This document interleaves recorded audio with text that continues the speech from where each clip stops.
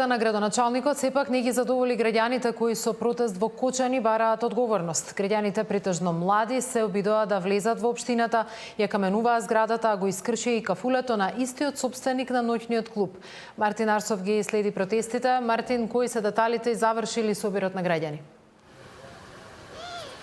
Саци мирниот собир овде во Кочани се претвори во протестен марш кој што ескалираше практично пред општинската зграда на Кочани.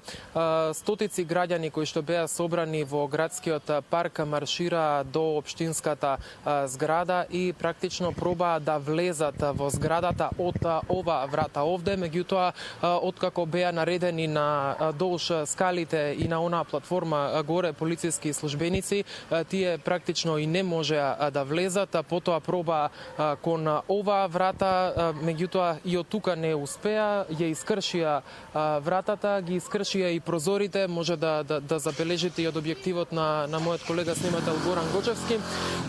Освен што ја каменува зградата, фрла и со јајца, искршена и надзорната камера која што се наоѓа овде пред влезот на општината, а потоа фрла буквално со се што ќе им дојде при рака, воглавно со пластични шишиња, но и со камења кои што се впрочем и овде во дворот на општината.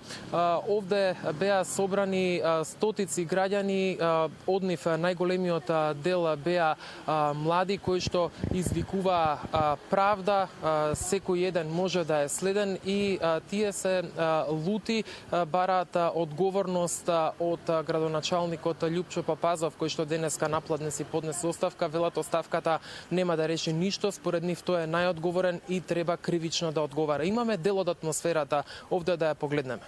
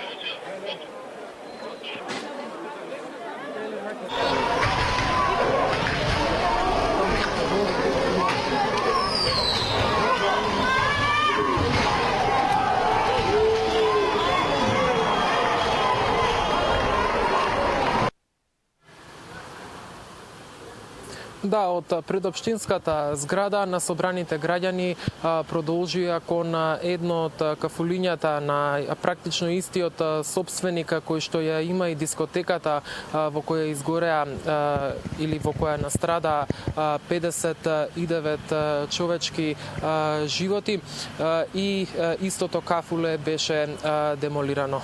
Како што кажав на почетокот, ова беше практично мирен собир на стотици граѓани кои што дојдоа во градскиот парк во Кочани. Имаше овде и локални жители, меѓутоа дојдено и од другите градови. Имаше и книга на жалост во која што се потпишуваа присутните, буквално чекаа во редица за да се потпишат во книгата на жалост. Се палеа свеќи, се положуваше свежо цвеќе. Имаме дел од анкетата да ја погледнеме. Се грижам за безбедноста на моите близнички. Јас имам 2 дечиња, а не знам, значи се тресам цела. Ова мора да се запре. Ве молам, корупцијата, имаме луѓе секаде, ве молам да престане. Оти онака ништо друго не останува освен да избегнеме од држава сите. Првото нешто што се разбуди вчера беше во кое општество живееме ние. Ова е срам, ова е трагедија. Шом нема закони, што треба исправно да се работи. Затоа се случуваат и несреќи. Вие, господи, каква порака испраќате држејќи го овој транспорт? Да нема веќе вакви жртви, нема што да се каже. Ово не е преболно. Тешко на родителите и нема друго што да кажем.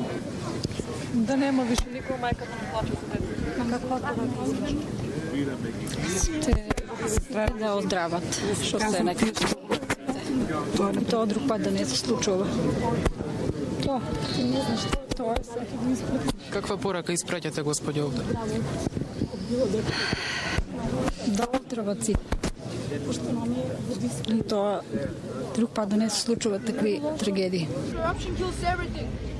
Corruption kills everything, people. We don't want corruption here. We want people to live. So many. Hey guys, go back. So many kids died here because of that corruption. We don't want it here, guys. Yes, so many friends. I got so many friends here. But that's why I can't. So many people died here because of that corruption. Everybody has friends here. And relatives. It's so sad. Yes.